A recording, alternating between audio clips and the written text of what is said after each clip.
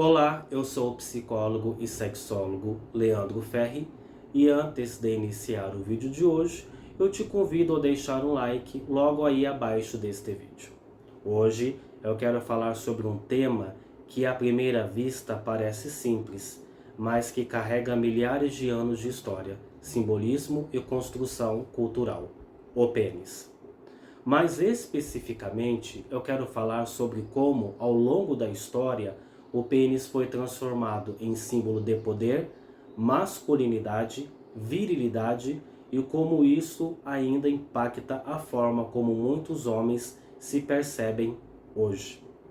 Se voltássemos lá para a pré-história, antes mesmo das religiões organizadas, o ser humano já produzia objetos com formas fálicas. Mas aqui tem um ponto muito importante. Não era sobre desempenho sexual, nem sobre comparação. O pênis, naquele momento, era visto como um símbolo direto da vida. Ele representava fertilidade, continuidade e capacidade de gerar. Em um mundo onde sobreviver era difícil e a reprodução era essencial. Então o símbolo fálico estava muito mais ligado à natureza e à vida do que a ideia de masculinidade como a gente entende hoje. Agora, vamos caminhar por uma linha do tempo entre mitos e deuses, onde o pênis é o símbolo central. Se voltássemos lá para a pré-história, até 3.000 anos antes de Cristo, onde era considerado o início de tudo, onde o pênis era visto como símbolo de fertilidade e sobrevivência, antes de qualquer religião organizada, o ser humano estava preocupado com uma coisa básica: sobreviver e se reproduzir. Por isso surgem objetos e esculturas com formas fálicas. Não era algo sexualizado, como hoje. O pênis era associado principalmente à fertilidade, vida e força da natureza. Não era algo sexual, era cósmico, ligado à continuidade da vida, não como desempenho. Se há reprodução, há continuidade do grupo. E se há fertilidade, há abundância. Partindo agora para o Antigo Egito, 3.000 anos antes de Cristo a 30 anos antes de Cristo, o pênis era considerado como símbolo de regeneração e poder de renascimento. Aqui, o mito de Osíris é muito forte simbolicamente. Osíris ele é assassinado e tem o corpo destruído. Quando Ísis tenta reconstruí-lo, o pênis não é encontrado. Então ela recria simbolicamente o órgão para gerar Horus. Isso não é sobre anatomia, é sobre a ideia de mesmo destruído, o masculino ainda gera vida. O pênis vira símbolo de poder de regeneração, imortalidade, continuidade da linhagem, renascimento e poder de criação mesmo após a morte. Aqui o pênis já começa a ganhar um peso maior, não só vida, mas superação da morte. Partindo agora para a Grécia Antiga, 800 anos antes de Cristo a 146 anos antes de Cristo, o pênis é associado ao poder e ao ridículo. A Grécia é fascinante porque ela complica o símbolo. Aqui eu vou apresentar dois deuses muito marcantes dentro da Grécia Antiga.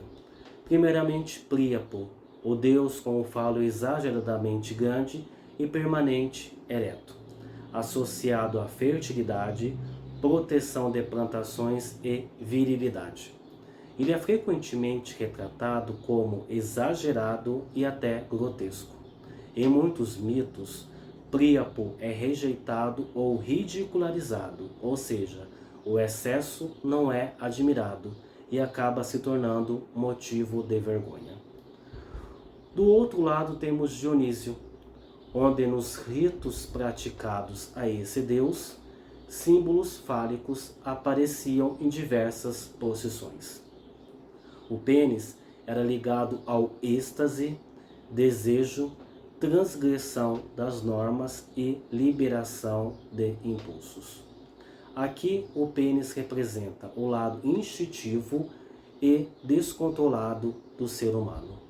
Já na Grécia clássica, o ideal masculino valorizado, principalmente na arte, era o equilíbrio, proporção e autocontrole, não o exagero.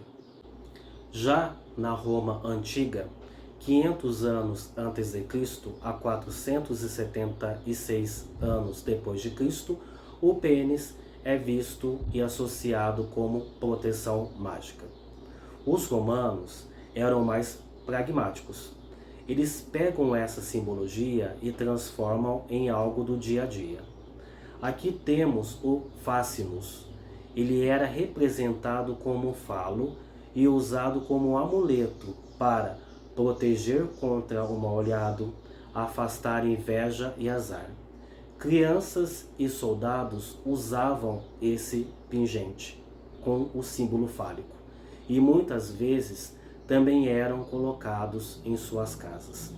Aqui o pênis vira objeto mágico de proteção, não só sexual, mas social e espiritual.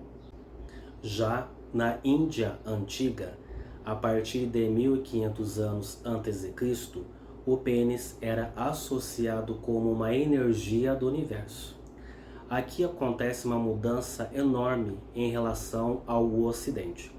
O deus Shiva é representado através do lingam, um símbolo fálico. O lingam é uma representação simbólica do falo, mas não é pornografia, é altamente espiritual. O lingam representa a união entre o masculino e o feminino, a energia criadora do universo e o ciclo da existência. Aqui o pênis não é do homem, ele é um princípio cósmico e universal.